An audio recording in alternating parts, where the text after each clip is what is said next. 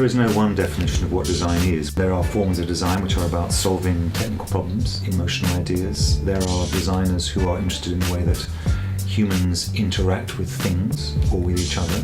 I'm interested in welding, metalwork. That's my background. I didn't study design. I didn't even particularly want to be a designer. I wanted to be a pop star. Never done anything that I didn't like. I'm unemployable. You know, you can't employ me because I can only do what I want. We're all untutored in our business. I mean, I wasn't trained in anything for a start, and we're all very self-motivated in that way, but our attitudes are all very different, and the aesthetic is all very different. So that's, for me, the excitement about design. It's always shifting its identity, it's shifting what it looks at. It's a way to understand what is happening to us.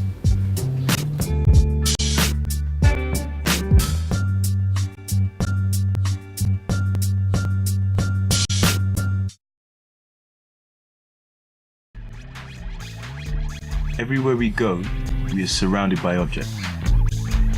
On the surface, they appear to be objects of utility to sit on, to lean on, to eat, to keep warm, but there is more to it. Behind the objects are stories, ideas, process of creation by practitioners who put their vision through. And these practitioners are the designers. We're going to explore their experiences to discover how these influences our lifestyle.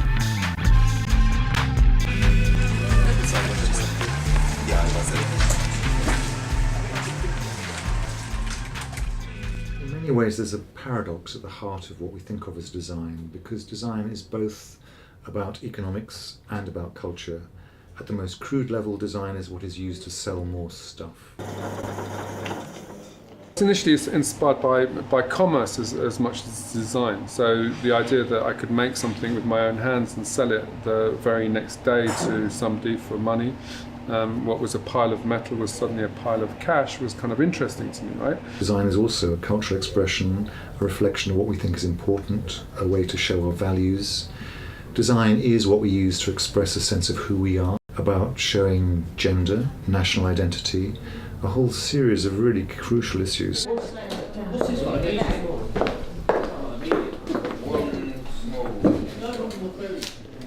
What I do with the team of people that I work with and I'm surrounded by is, in some ways, we're kind of, we're kind of soldiers fighting a war or a battle or trying to protect the culture.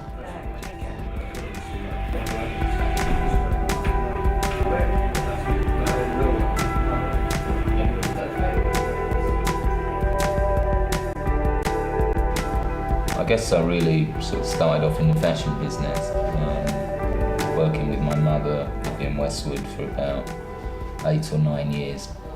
When I first came up with the concept for Agent Provocateur, it was a much bigger concept than it ended up being. I initially wanted to create a sort of, I don't know what they would call a lifestyle store today, but at the time, 20 years ago, you didn't really have things like lifestyle stores. So I had this idea to do something like that, a small department store if you like, but all based on erotic.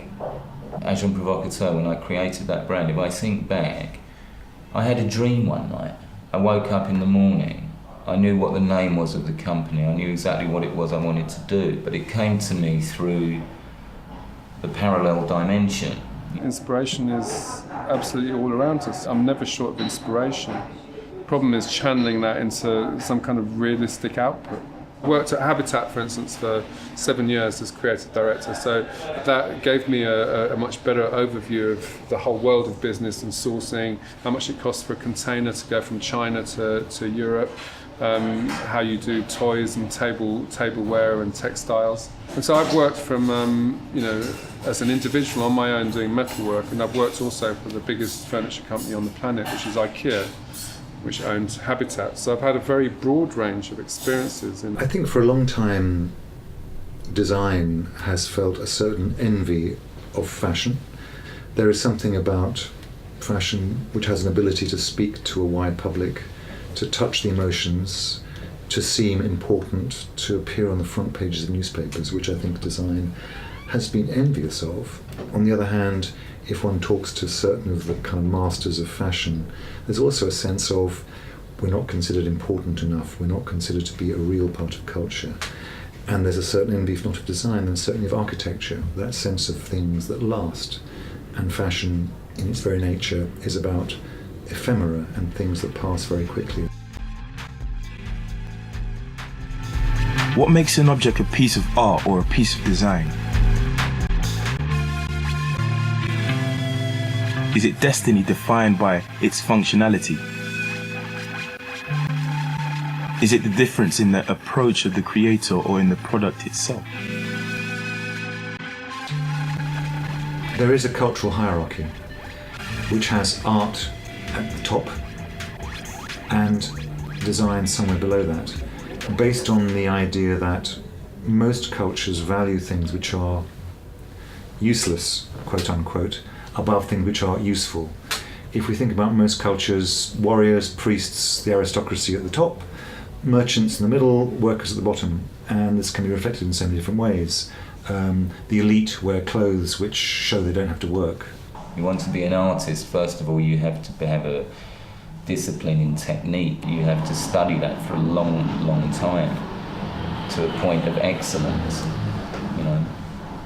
And without that, no one can call themselves an artist, to my mind. So I don't call myself an artist. Yeah, fashion designer maybe, businessman, creative person, whatever. But I mean, you know, artist for me is Rembrandt. You know, it's not.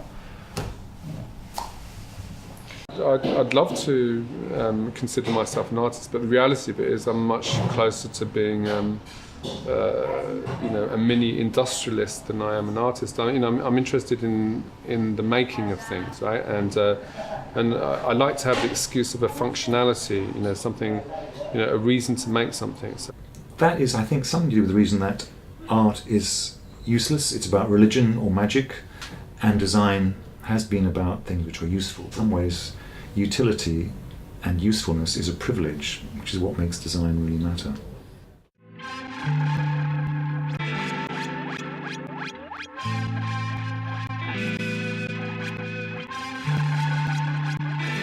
Their products allow designers to compete in the industry and to make their visions become true objects which surround us.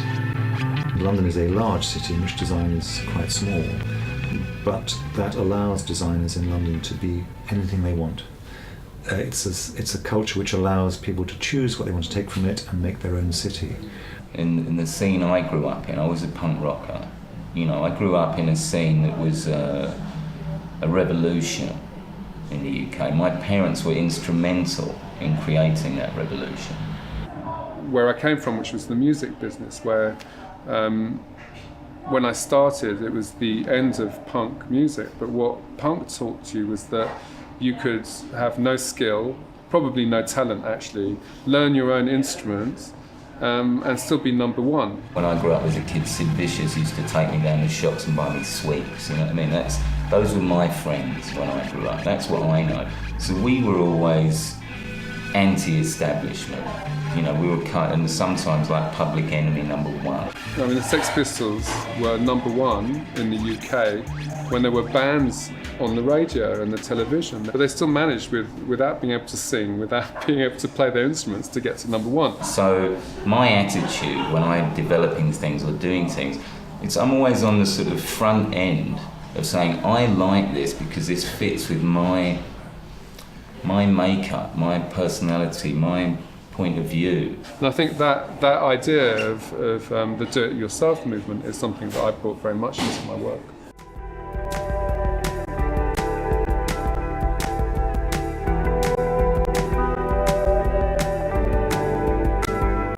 Through their career, they experienced a multitude of tasks and developed a series of successful projects. How is their business going today? The whole furniture business is very fragmented in the way that brands, or the designers and the manufacturing brands are kind of intermingled. So if you're normally a designer would be working for 4 or 5 different manufacturing companies, one doing lighting, two doing chairs, one doing kitchen objects, and I've tried to avoid doing that. So I've put everything under my own name and my own distribution. We live in a day and age where everything's for sale. Everything has been brought down to the level of fashion has been brought down to the level of Topshop, H&M, whatever. Designers even design for these fucking shops. They even put their name in it and think it's kind of good. It's not good. There's nothing good about that. Sometimes I feel a bit embarrassed about it. You have to promote your name, and then you get a kind of weird.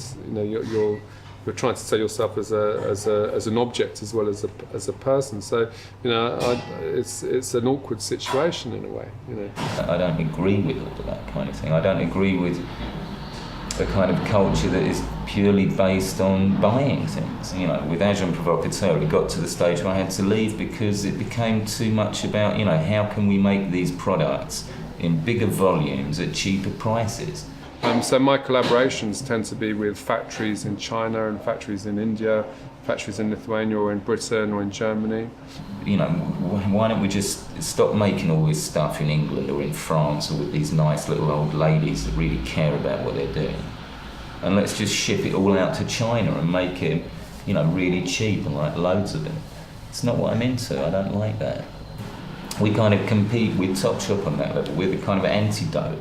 I've worked in lots of different scenarios, but I've worked myself into a kind of space where I don't need to ask anybody permission to do a specific thing. For a lot of other designers, he has to convince an industrialist to take on the idea, to put in some money for tooling and an investment for buying stock, and they control the distribution. And I put myself in a space where if I decide I want to crush a lamp and sell a crushed lamp, then I will do that.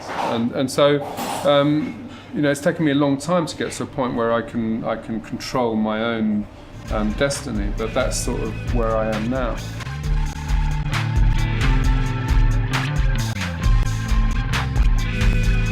The variety of ordinary use of these products in everyday life hide all the process of creation and its original meaning. The banality of objects is clearly misleading.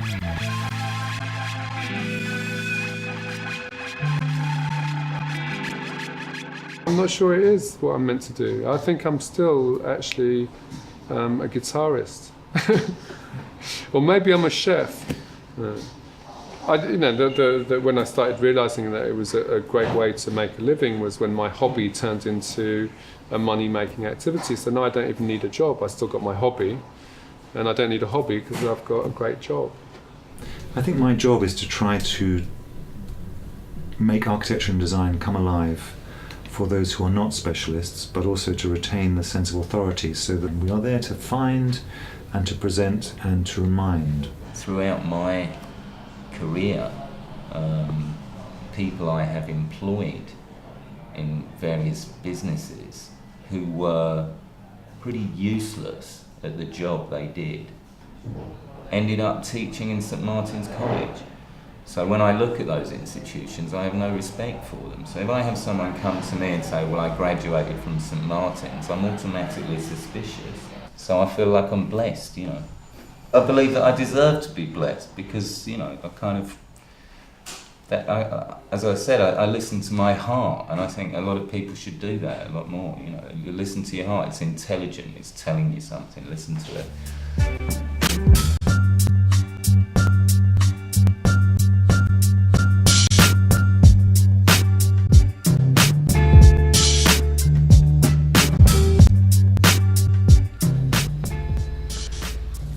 Joe, I think we almost got everything we needed. Almost, okay. Can you afford a clapperboard, a proper one?